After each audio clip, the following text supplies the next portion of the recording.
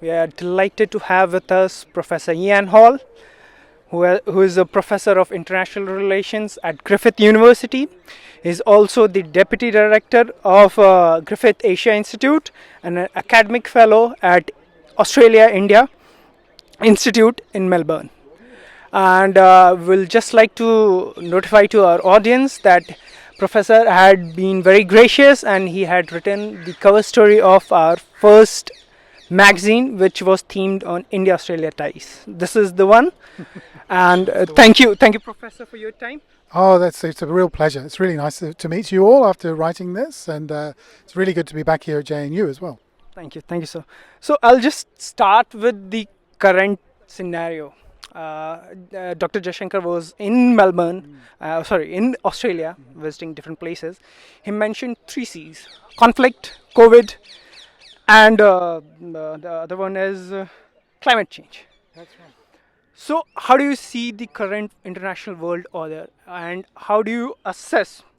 And do you agree to the notion that world Cold War 2.0 is unfolding? I'm not sure that it is, and if it's unfolding in a very different kind of way to the first one. It's not so much an ideological conflict; it's a conflict over science and technology. Obviously, it's a conflict simply over power and material wealth and so on. So, in a way, the First Cold War was that, but this one is stripped of some of that ideological component, I think.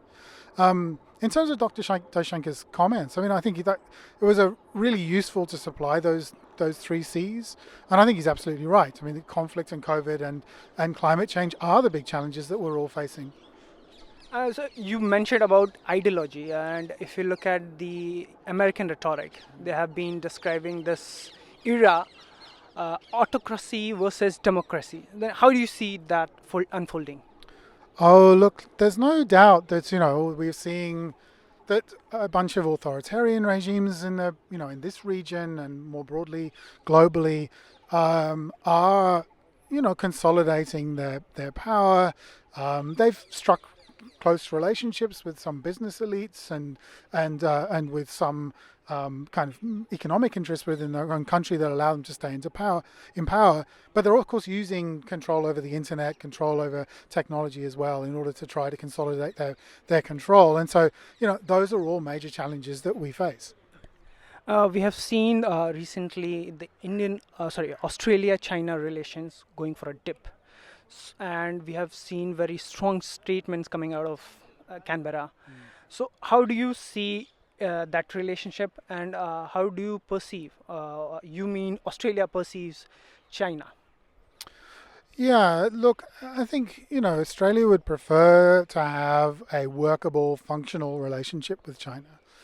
And unfortunately, that's not been really possible. So the economic relationship is still strong, as we know. Australia is still exporting a lot to China and vice versa.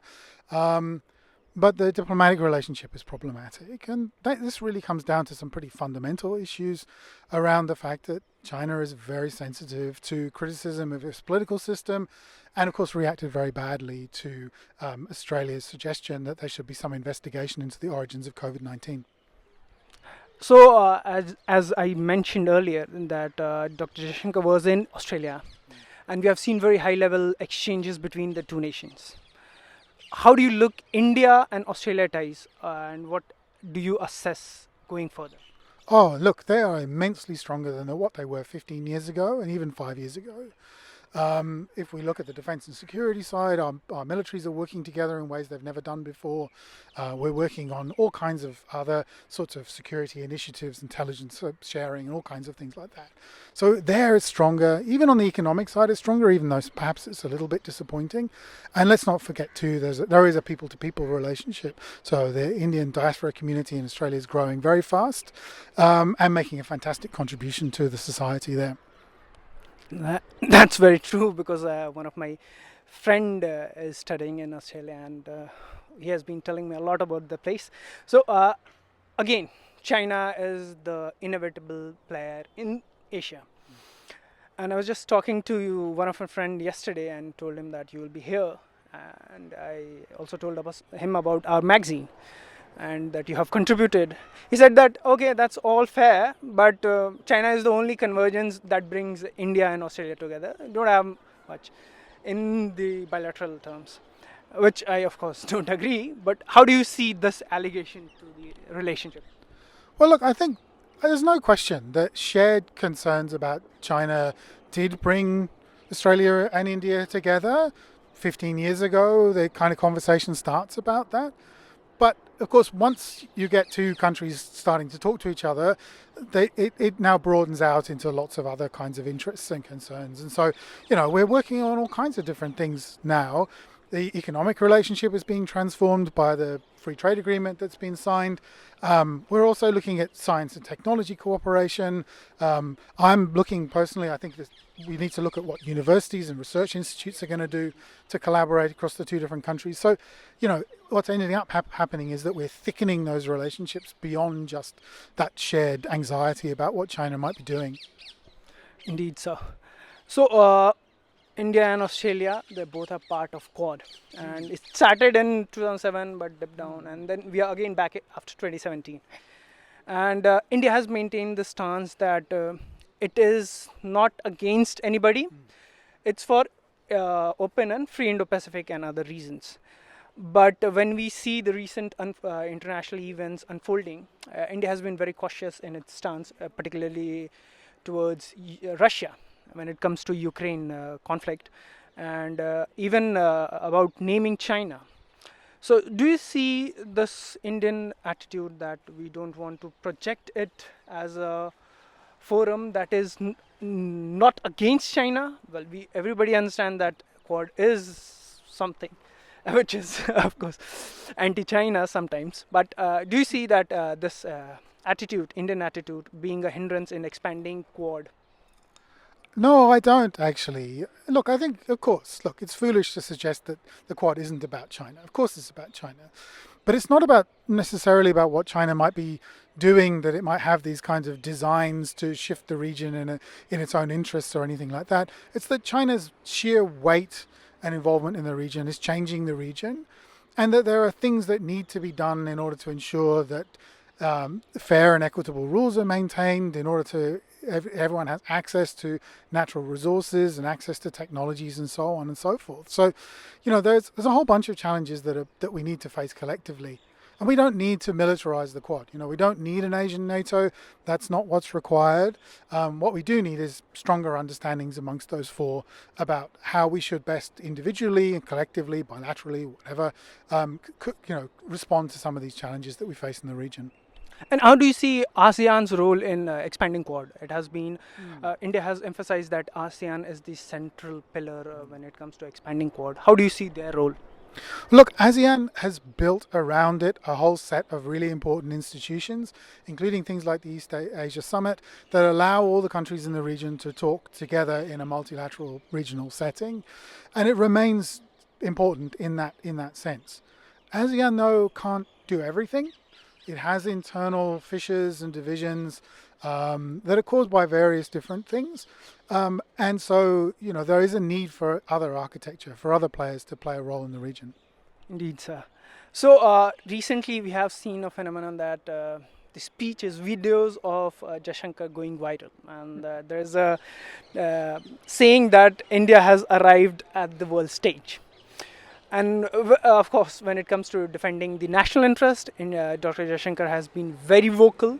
So, how do you see the evolution of Indian foreign policy, particularly under Dr. Jaishankar and the current Prime Minister, Mr. Modi? Yes, it has evolved in ways that I think not all of us would have expected.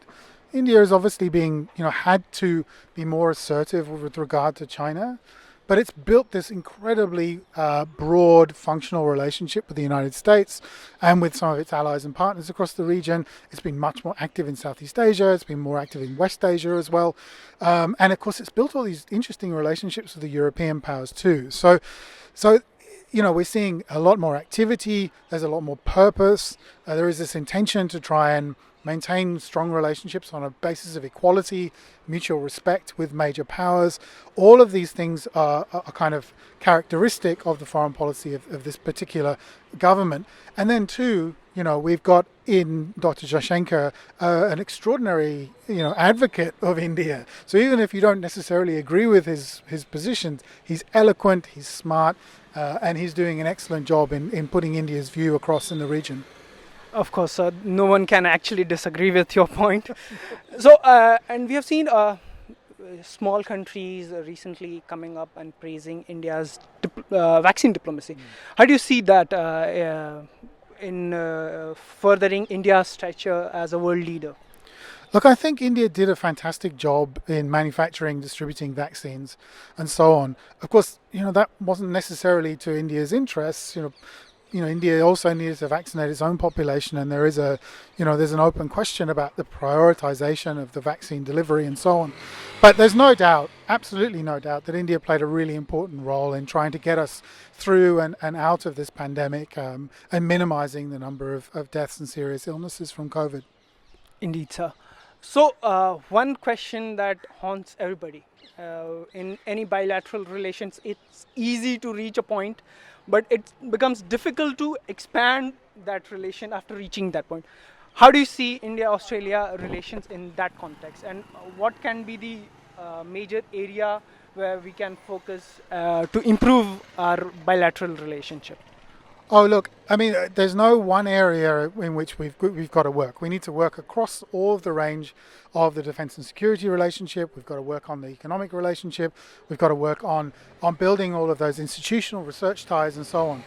We're now in a phase, though, I think, where what we're trying to do is move beyond kind of just a few personal connections that have allowed the relationship to flourish and to institutionalize that.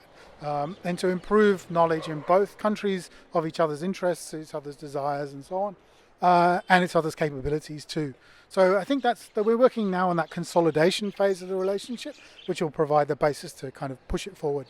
Indeed, sir. Thank you so much, Professor, for talking to us. And Yatharth is greatly indebted for your time. No, Thank you so much. Absolute pleasure. Great to talk to you.